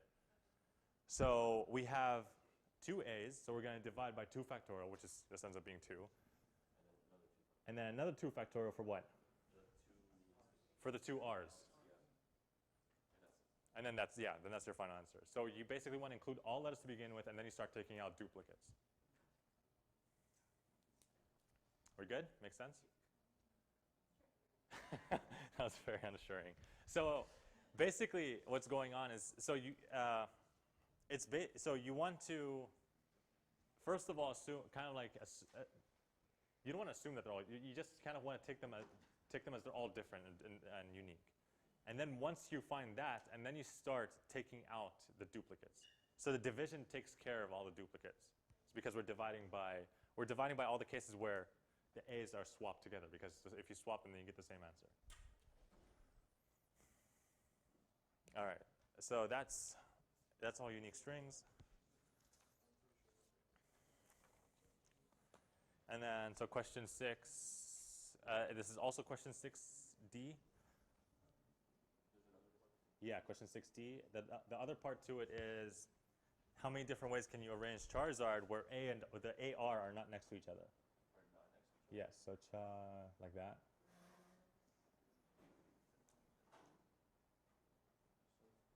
I don't know why I did the last one lowercase. So Charizard. So we want the ARs to be together. So we want them to be together, and we don't want them to be next to each other. So it's kind of like combining 2 questions in one. So we want the ARs. We want these to be together, and we want these to be together. So we want them to stay together, but we also don't want them next to each other. Make sense? Yeah, so we group, so that's the whole technique, that's the whole like kind of the approach that we're going to take.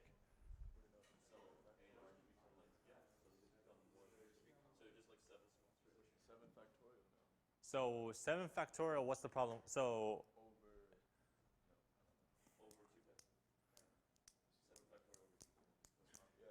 the 2 factorial is, so the problem with that is that that includes all combinations. So we're not including the parts. What's up? Yes, it has to be AR. Yeah, it has to be AR. And but that, so the whole 7 factorial divided by 2 factorial, that would be right, but that includes the part where we have like AR next to each other. We don't want that.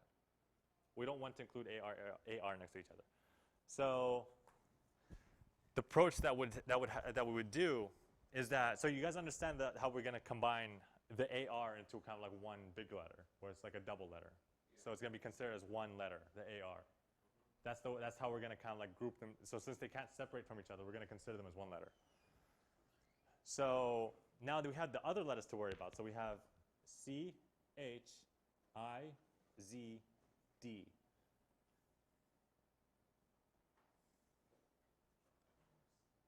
So first of all, these letters can be arranged in whichever way they want to, right? So so how can we arrange these letters? It's 5 factorial. There are no duplicates, and it's just 5 factorial number of ways. So now what we want is that we want the AR. We want the AR to fall. We want both the ARs to be separated by some letter. Okay. So the way that we do that is that so now we have, so they could either be like before the C or after the D or whichever.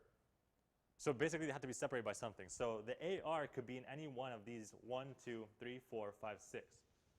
So the AR could be in any one of those 6 spots. And then the spots where we don't, so basically out of these 6 spots, we want to choose 2 of them to fill them with AR. 6 choose 2. Yes.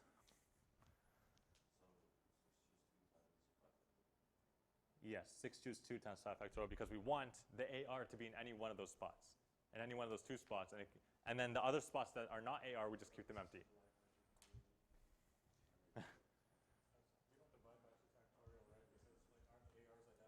Yes. Yeah, well, we don't divide by 2 factorial because choosing, it doesn't worry about order to begin with. Yeah. So if we were picking, then if we were doing the whole permutation thing, then we would have to divide by 2 factorial. So, yeah.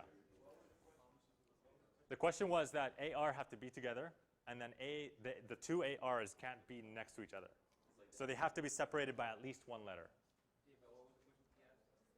Oh, what Aaron asked? He said he basically said why don't we divide by 2 factorial kind of, and then it's because combination it doesn't worry about order. So so the reason why we divide by 2 factorial is because there's some kind of unnecessary 2 factorial in there, and we want to take it out. But in this case, the 2 factorial is not going to be in there anyway, so we don't need to worry about it. Yeah. All right, how's that question? Are we all good? Oh, hey, what's up? If it had an extra A? So if it had an extra A. So for example, kind of like that, Charizarda, the female version of Charizard. Okay. So if it had an extra A, well, in that case, here. So like let's add like an extra. So let's add an extra D because so the way that I feel like adding another A would weird because AR we're considering as 1 letter. So A and AR are kind of like 2 separate letters. So we're not worrying about that. So but for example, there was an extra D, right? But wait, wouldn't you have to choose one of the A's to be with the AR? Choose one of the A's to be with the AR. Yeah, but then then the other leftover A is always going to be like the outside, the one that's on the outside. So I don't think it would add, huh? I don't think it would matter because, yeah, because I feel like there's going to be multiplying by,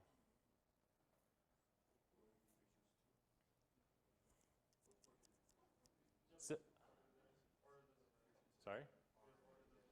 Yeah, because order, yeah, so I don't think, yeah, because the order of the A's don't matter. So it doesn't matter which A is grouped in with the R or which A isn't. So yeah, I would agree with that logic. So yeah, so if there was an extra D, you would basically add just divide by 2 factorial. You would divide by whatever letter's there. What's that? Oh yeah, and this would be 6 factorial. Is that what you're saying? Yeah, that would be 6 factorial, yes. And then this would also be a 7 choose 2. So yeah, everything would like up by all. So yeah. So for now, let's just forget that. Just keep the question as it is. So it's just going to be 5 factorial times by 6 choose 2. All right. So now, kind of on the last page. Oh, it's a bunch of, okay, so a bunch of probability. So question 7. How are we doing on time? Okay, so we might have to like pick it up a little. So question 7. Nice. Question 7. So the first question is that, who knows how to play poker? Just like, does anybody know what's a flush in poker? Yes. Okay, so flush is basically when you have 5, like when you have 5 or more of the same suit, and or just Really can't have 5. yeah, you can't really have 5 or more, but yeah. So exactly. But so the 5 or more, it will make the question easier because well, first of all, I'm testing your poker knowledge, and then second of all, because you can't have like 1 spade and then like, or you could have 2 spades and then 4 on the table, and it's still considered a flush. But I get what you're saying. But then you just take the hardest card in poker, but it doesn't matter. Yeah. We just basically want 5 or more spades in this question. So the question is that you have 2 spades in your hand, and then what's the probability of you getting a flush? Which basically is that if you have, so out of the next 5 cards that are going to be pulled, what's the probability of you having at least a 5 or more of spades? So you have two spades in hand.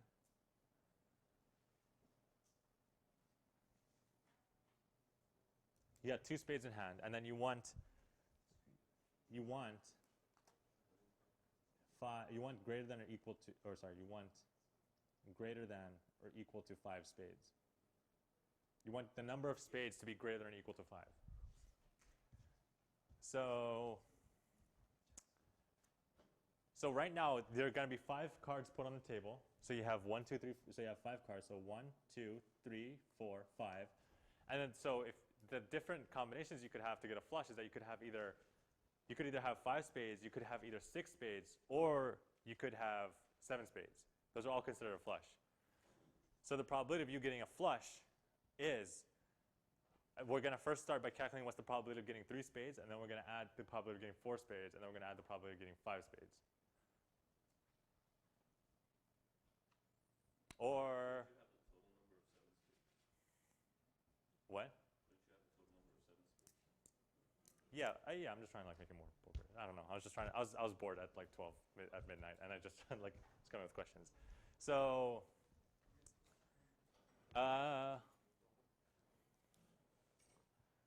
So yeah, what's the so how do you calculate probabilities? That you want to take, you want to take your total. You want to take the probability of like A, is that you want to take the total different ways of what you're looking for divided by the universe, kind of. So is equal to what you're looking for divided by the total. So right now we're looking for 5. We're looking for 5 or more spades. So that means we're looking for 3 or more spades on the table. I should have just worded it 3 or more spades on the table.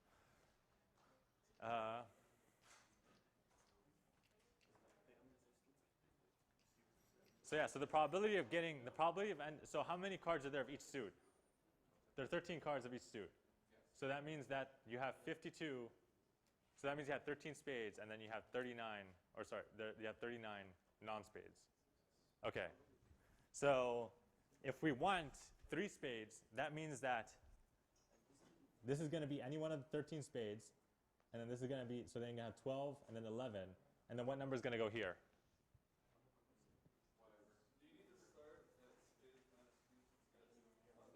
Oh yeah, that's actually. Oh yes, thanks for coming, guys. Yeah, but yes, that's a good point. I completely forgot about that. Yes, so you want to start at 11, and then this should be 10 because you have 2 in your hand already.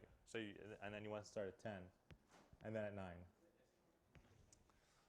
and then so you want the probability of not getting a spade, which is.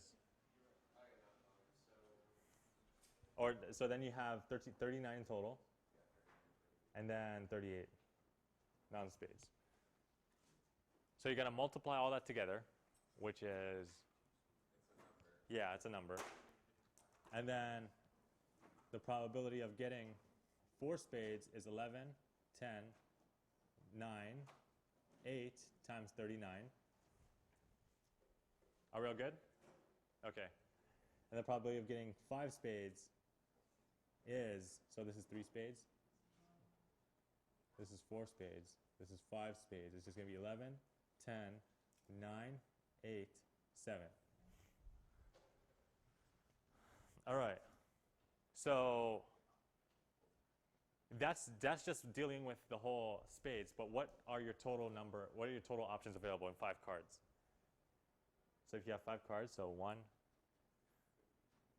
So yeah, so you're going to start 52 and you have 2 in your hand. So it's going to be 50. You're going to start at 50. Then 49. So this is your total number of possible combinations. So your probability is going to be all these. So you're going to multiply all these, which is equal to 11 times 9 times, or 11 times 10 times 9 times 39 times 38.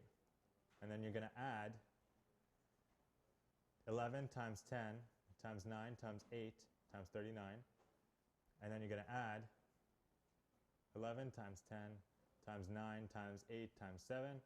And then you're going to, after that, after adding all these 3 numbers, you're going to divide by 50 times 48 times 47. Oh, I forgot the 49. Times 49 times 46. All right, it's getting a little crowded, but yeah. So yeah, you add up all these 3 different combinations, and then you divide by the total.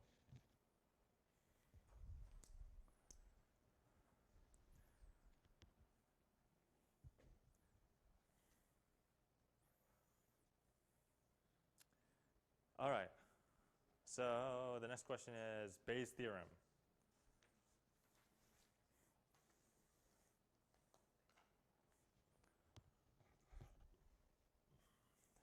So 6b or 7b, sorry, or yeah, 7b. Question 7b is Bayes' theorem. So Bayes' theorem, you usually know when you're going to apply Bayes' theorem is that if the question, so the question is the probability of an email being spam is 97%. We want to find probability of s, pre of s, which is spam, is equal to 97%. Because most emails are garbage. And then we find that the phrase free and for a limited time only occurs in 15 out of 2,000 spam emails. So the probability of so I'm going to use free and for a limited time only, f, given that it's spam, is equal to 500 divided by 2,000. And then times it by 100 to make it a percent is equal to, which is 25%. And then the probability of not f, so the probability that the phrase, or sorry, the probability that the phrase free and for a limited time only happens in non-spam emails, in non-spam, is equal to what is it? 10 out of every 1,000. So 10 out of 1,000. 1, 2, 3 times 100, which is equal to 1%. So only 1% of emails have the phrase free and for a limited time only. This is a scratch, so don't write that. Free and for a limited time only are not spam. So estimate the probability of an incoming message is spam given that it contains the phrase free and for a limited time only. So so we're trying to find, find probability of spam given that it has free and for a limited time only. So this is usually when you know whether you're going to use Bayes' theorem or not, is that if you're given probability of f given s and you're trying to find the opposite, s given f. So that should usually be like your flag that you're going to be using Bayes' theorem. And what's the formula for, so the formula for Bayes' theorem is that, here, so the generalized formula, I don't think we ever actually went over one of my sessions, the generalized formula for Bayes' theorem. I know I have it here somewhere, because I can't not remember it off the top of my head. Here it is, okay. So the generalized version of Bayes' theorem is that we're trying to find, so P of the probability of it being spam, given that it contains the phrase free and for a limited time only, is equal to the probability of the phrase happening given that it's spam, times it by the probability of it being spam, divided by the sum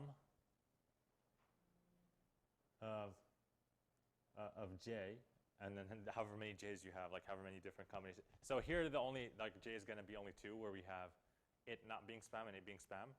So there are only 2. So, but you could have like, or sorry, not, yeah, of it being spam and it not being spam. Okay.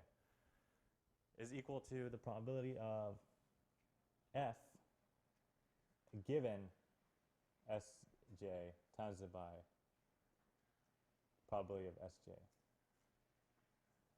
So in this case, this is just a fancy way of saying that the probability of a spam given that it contains the phrase is equal to the probability of the phrase given that it's spam multiplied by the probability of it being spam.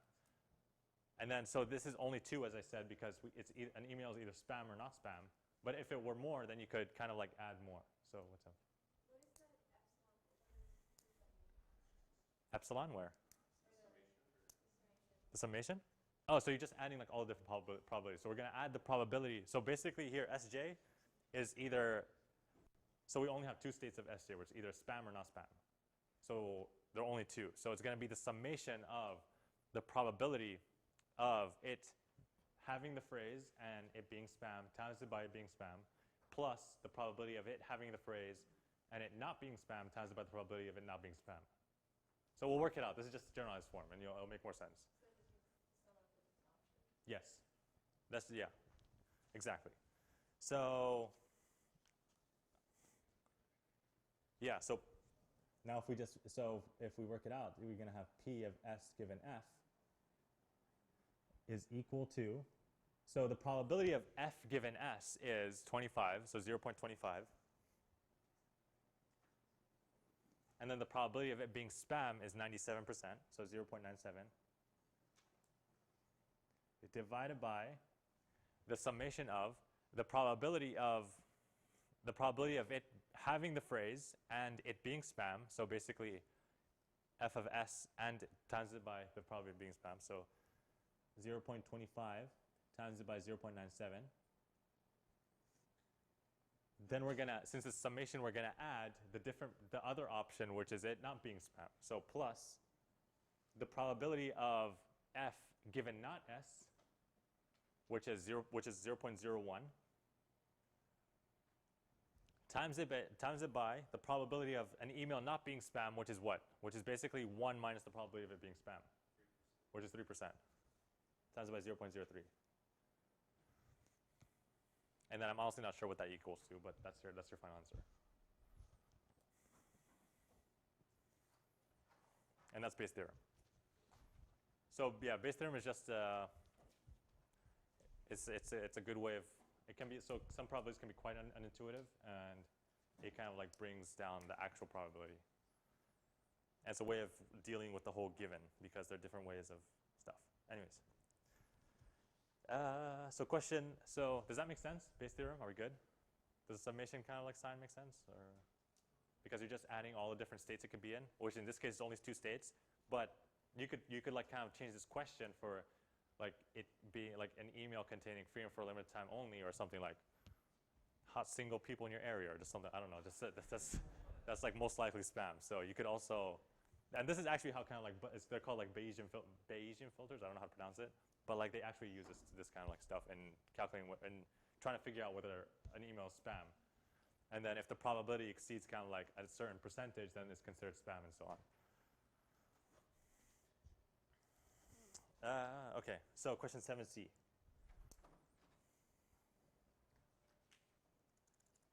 There we go.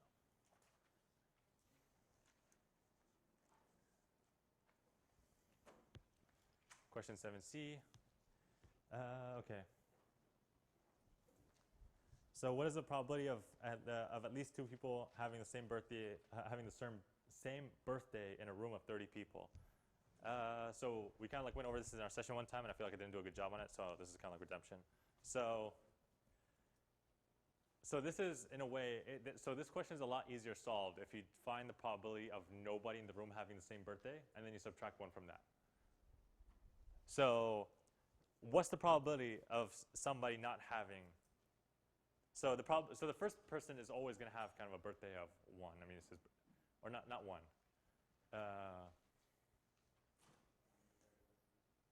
Sorry. Yeah. So we're not really going to start with one specific person. So it's going to be 3. Yeah, so the probability of 2 people not having the same birthday is going to be 364. So you're going to start at 364 because you got to start with like somebody. And then you got to see if they match that person. So it's going to be 364 divided by 365. Wait.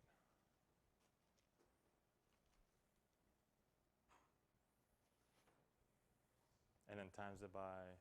Oh yeah, wait, okay. So wait, I kind of mistaken. So yeah, so the probability of the first person, obviously, you match with your own birthday. So the probability of you matching with your own birthday is 365 out of 365, which is 1.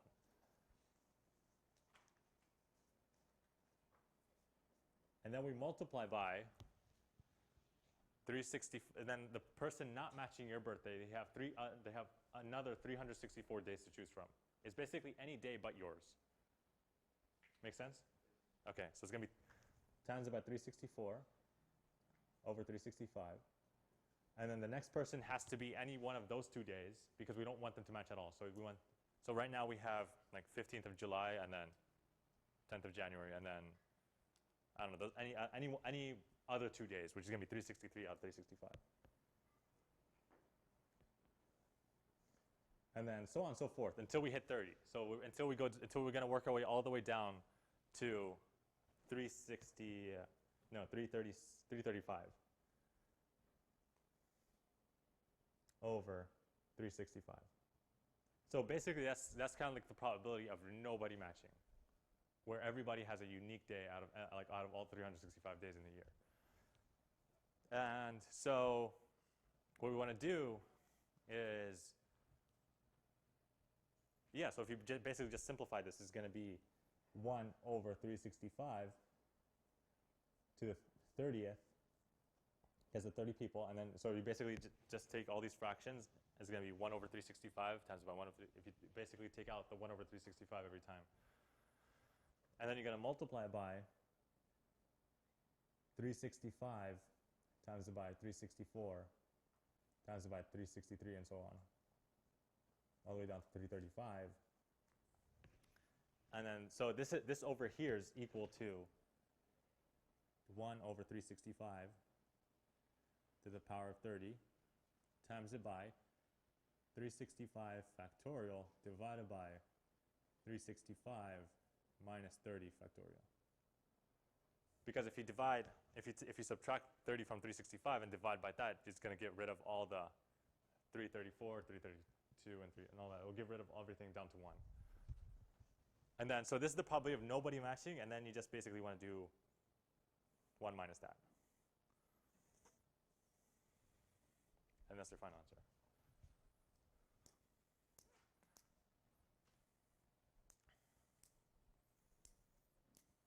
All right. So, oh man, we're kind of like running out of time. Okay, so we'll do So the relation functions, I'm pretty sure like the professors, they're not going to, like, I know Dr. Goy said he's not going to really focus on it much, right? He's like kind of, yeah. So I think we can skip that. I'll still post the solution, so don't worry for that. Don't worry about that. And then question 7D is kind of similar to kind of like what we've been talking in the first question, so I'll skip that. So yeah, we'll go to 7E. So the last question is question 7E.